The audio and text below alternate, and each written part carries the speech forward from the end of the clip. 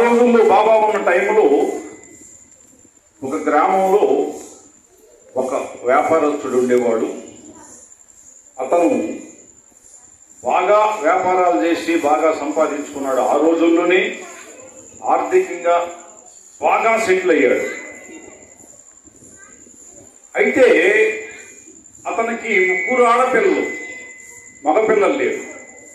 ఇవాళ ఎవరైతే ఉందలే, ఎవరైనా మనం చూసేవాడు లేరు, ఎక్కడికో వెళ్ళిపోతున్నారు, ఆడపిల్లైనా మగపిల్లైనా అని చెప్పని ఇవాళ ఎవరైనా ఒకటే. కానీ ఆ రోజుల్లో వంశమును నెపనేల వివాహంబు, వంశం ఆడపిల్లే అక్కడ పిల్లే, ఇక్కడ పిల్ల కాదు. అబ్బాయి అయితే మన వంశం అంటే ఆ రోజుల్లో అందరూ కలిసి పల్లెటూరులో ఉండేవాళ్ళు, కలిసి ఉండేవాళ్ళు కాబట్టి ఒకరికొకరు తోడుగా ఉండేవాళ్ళు. ఇవాళ ఎవరు ఉంటున్నారు?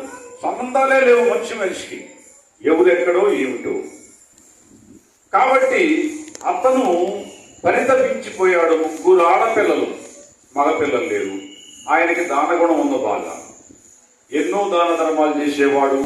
ఆ గ్రామంలో ఏదన్నా గుళ్ళు గడుతున్నా ఇచ్చేవాడు, అన్నదానానికి ఇచ్చేవాడు, ఇంకేదన్నా పేదవాడు అడిగితే ఇచ్చేవాడు, లేదు అనకుండా ఇచ్చేవాడు ఆ రతన్జీ అనే వ్యాపారస్తుడు. అయితే మగపిల్లల సంతానం కోసం చాలా ప్రయత్నాలు చేస్తున్నాడు. ఎంత చేసినా ఉపయోగపడలేదు.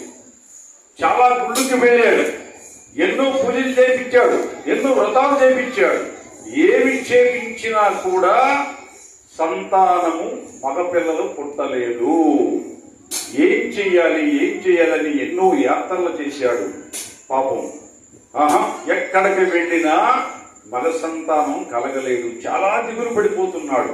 ఎందుకంటే ఆర్థికంగా ఉంది, ధనవంతుడు.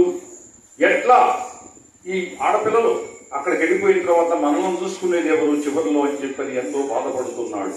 అయితే ఒకరోజు వాళ్ళ ఇంటికి ఒక సాధువు వచ్చాడు. ఆ సాధువు వచ్చి వాళ్ళ ఇంటికి నిలబడ్డాడు. నిలబడితే ఆ రతన్జీ ఏం చేశాడు? వ్యాపారస్తుడు అతన్ని బయట నుంచి ఏదో ఒకటి ఇవ్వకుండా, ఎందుకోనో మరి అతనికి బుద్ధి పుట్టింది, లోపలికి తీసుకెళ్లి ఆ సాధువుని కూర్చోబెట్టి మర్యాద చేసి ఆయనకు ప్రసాదాలు అన్ని పెట్టి చాలా మర్యాద చేశాడు. ఇంకా భోజనం కూడా పెట్టాడు. ఆ తర్వాత ఏం చేశాడు? ఆయనకి